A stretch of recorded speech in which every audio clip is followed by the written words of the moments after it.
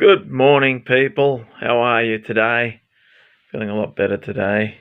Just been working on my websites and on projects, and doing a bit of research on where my name is in certain databases and stuff. So it's been pretty good. Apart from that, working, just the family and just working by. And but I guess sometimes I know I get so passionate about nationalism and a lot of other subjects. So I think it's pretty human. But apart from that, we're doing all right. So I've found some information on some of the work that I've done within banking, also stuff that I've done like for defence, and all the other stuff that I've done like for Standards Australia. So I've got a world of resource in this noggin, and just a good portfolio of stuff. So I've hit it all, man. I've become a Royal Fellow, done it all, mate. I've just worked with different teams, Director of Business for Lorgan. A lot of stuff, mate. So I'm always open to work with different businesses. Also working for some of the clients, and whether it be B2B or me being looking after some of the projects that they've got, some portfolios, all that sort of stuff. So I guess in looking back, and leaving Melbourne in '99. And that's 21 years ago. I think I did the best move, not realising there was going to be corona there and all that sort of stuff. So I think I am in the best city here in Sydney, especially for the work that I do. There have been other situations. I've obviously go to America a few times. But I do a lot of remote stuff anyway, so I don't really need to. Why change my life, when I'm happy with the city that I'm in? Got the kids, got the home, I've got everything here, what I need. This is something that, why should I have to change that? There are billionaires here, and they're living the lives here in Sydney. I know 3 of them. From Atlassian and from WiseTech. So it's this is what it is. I'm here at Mascot. I'm about a K away from an $8 billion CEO, and you don't need to go into the city to do the top work, and work for companies in Chicago, and work for like San Diego Bay. There's just go up the road. You can go to the Australian Technological Park. There's so many businesses there. People I've worked with in the past. So why move? You don't need to. This is something I would never have had in Melbourne. If I had stayed in Cheltenham, I probably, would have done my head in and wouldn't have got anywhere. I had to move out of my comfort zone to come to Sydney and to make success of myself, I guess. So I'm pretty wrapped. But also, the good thing is even travelling when I was young and wanting to travel again. Obviously, with what's going on with the coronavirus, very tough. There's a lot of things, growing up. I remember Mum always used to send me off to the shops. I was probably doing shopping, ever since I was 8, and I've been doing, looking at the cost of milk, the cost of bread, all that sort of stuff. So I was always fascinated by that. Until one day, I think I accidentally cracked the peanut butter thing up against the the gutter of the road. Felt really bad.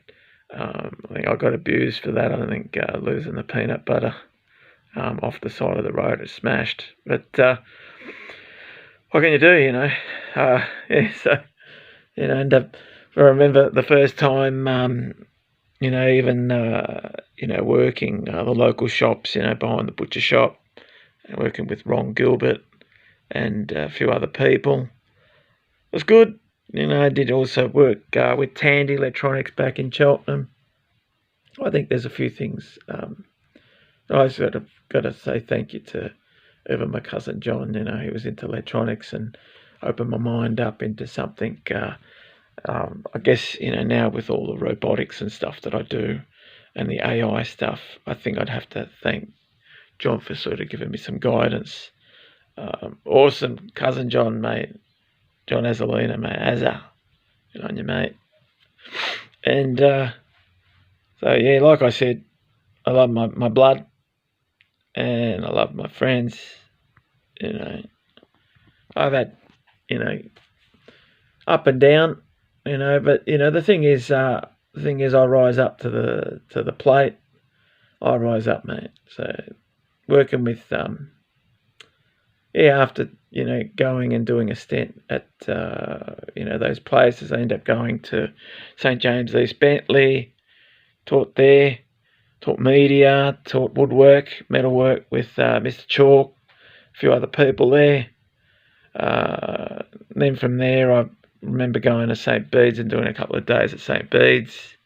That was pretty cool with Trish McCormack. She was awesome. And then from there, so that was when I was still studying at, where was it? Monash University. And, studying at Monash Uni, doing ceramics, doing sculpting, and painting, drawing, you name it, art history, wood firing, stone firing, what else? Probably earthenware, stoneware, also doing, German, they call it salt firing with the borax, I think. Yeah, so there's a lot of good things I remember doing, and actually getting artwork into the Galleries Victoria, or excuse me, the Arts Gallery in the city, Westpac Gallery. So Westpac's been pretty good because I remember doing the Westpac Mats Award and the Westpac Gallery. So Westpac has been pretty good to me and my name. And then, having friends from Sydney, having a look at some of the stuff. Ooh. Yeah, so having some friends, looking at some of the work that I was doing. But then I thought, all right, I'll take some, other direction, looked at education. And then I looked at going to Swinburne University and doing multimedia. Spent about a year there doing really, really well, which changed my life, really. And I was, still in a relationship there. Now, my wife, obviously. And I think she helped me out trying to get through the whole Swinburne period of my life. And really, I studied Tuesday nights, Thursday nights, quite late. I'd be getting back home, almost midnight. Started at 6. It was rough, mate. Nothing is done easy, and to be able to get the Swinburne qualification was awesome. And I remember going into Sydney, and there was a guy, and then after I had to go back to Melbourne, qualify. By qualifying made me more, expensive on the market. I can get, a value, a price. That was what I was really after. By not having a qualification at Swinburne, made that, that people could, charge me, peanuts, man, and it was not very good. I know that, the drive is not the money. The drive is the creativity and the experience and the opportunity. But I think once you start to qualify, then you obviously you want your pay to rise. So I think that's the lesson with a lot of the young ones at the moment. So yeah, so looking at the different experiences that I had, and I remember being on York Street with Zoocom, and that was really cool. And I saw a lot of fireworks there off the bridge because we had really good. We were in the what was it called? It was the JH. So James Hardie Industry Building. At the penthouse. Real prime stuff, mate. This is the story behind John, mate. John Rossetti. So yeah, we went up up there, and it was really good. Edward Spencer was awesome, mate. And still remains a good mate of mine. And this is it's tough games, man. You always, sometimes you have it out with relatives and friends and stuff. So, but at the end of the day, you love and respect each other, and you just got to work at it. And then the thing is, like you always have it out with different people, and you get back together again. So that's the name of the game. It is cutthroat, and but what can you do? This is advertising. This is multimedia. This is internet. This is all sorts of things. I guess we work with big companies. Same with the Shop International. Massive clients.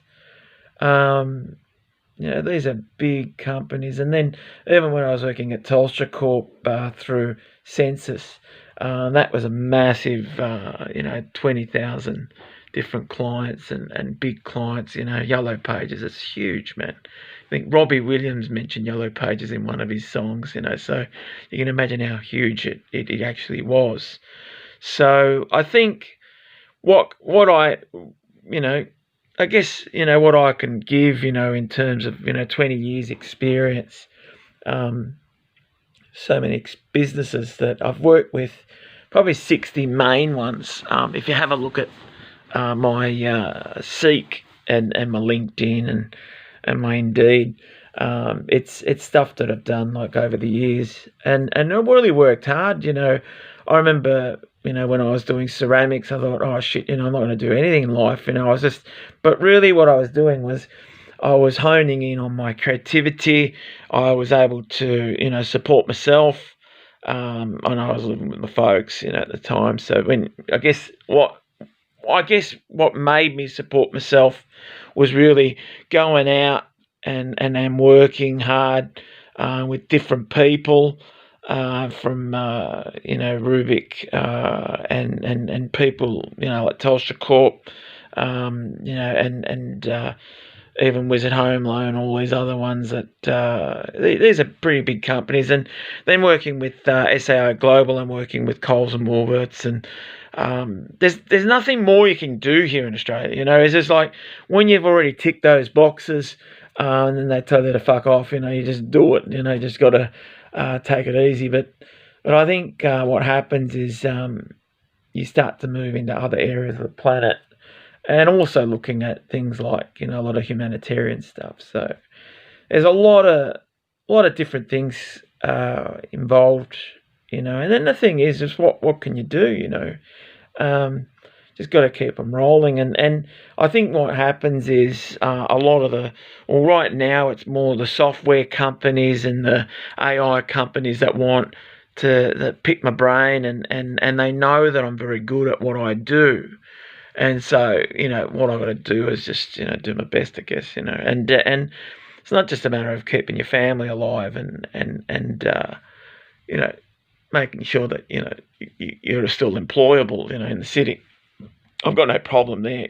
I worked with a lot of different people in the past, from ministers to councillors to, federal police to, fire brigade and police and nurses, and those that know me, know that I've worked in this. So I'm not bullshitting. So, and a lot of the old bosses, they've retired and the families of their own, and I'm here, 44, and the boss of my own existence and my own empires. And I remember people going, oh, geez, when you got something, John, employ me. I want to, get in there and do that. Yeah, it's good. I can do that. I've won, prestigious software awards and all that sort of stuff. Software awards that, biggest, Atlassian, had won, back in 2004. And it's what life's about, everyone is either competing against each other. Some people don't see eye to eye with me. Some people do. I think, generally I'm a pretty good bloke. I'm not going to bust your balls or anything. But what I do find is, my work ethics is different to some others. Some others, just what they do is they always think about the money.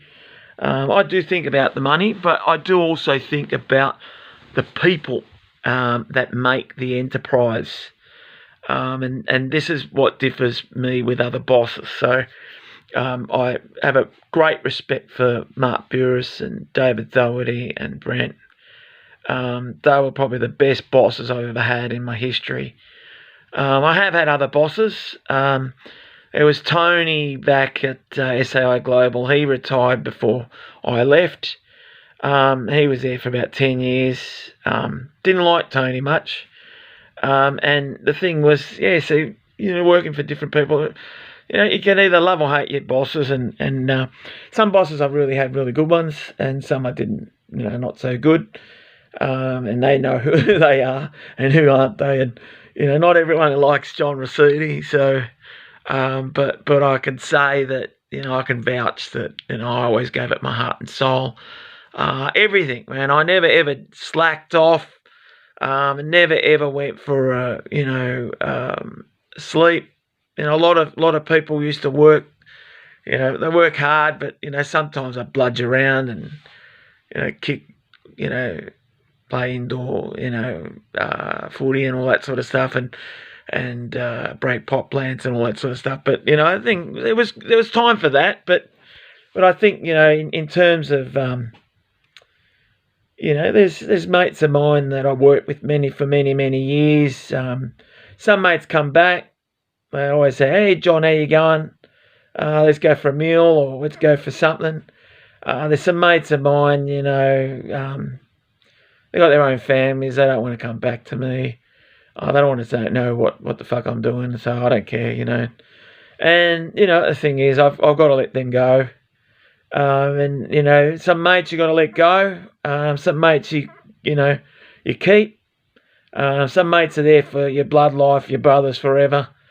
And most of the ones in Melbourne, they're the ones I've loved and kept. But there's some people here in Sydney that they're fucking too good for me, and so they can fuck off. So just tell them to fuck off. So this is what happens when you get older. You just don't have any time for people, and you just tell them to fuck off. Some people you do have time for and have the utmost great respect for. And maybe that's a soldier in me. Who knows? Who the fuck knows? But the only thing is, I do good for the country. I do good for my students. I do good for my family, my kids. I do good for a lot of people. So, I'm not just Australian. I'm Sicilian, and I love my fucking countries, mate. I love them. And there's nothing, I love being, I love having DNA from the UK. Having DNA from England, bloody oath, mate. Shit, I'm bloody happy about that. So, having DNA in England and Ireland and Scotland and, France and Germany, I'm pretty happy to be European. I'm bloody oath that I love being European. I know in these days I've got no time for other people sometimes. I know that some people think, oh, shit, that makes you racist. No, it doesn't. It makes me fucking human. And that's the thing. So, guys, I thought I was live, man. I'm actually recording this part. And, this what happens, man. You just got to take it easy and take care And just, all the best. Take care, mate. Have a lovely weekend. Bye, guys. I'm a character. I'm a fucking character. See you, mate.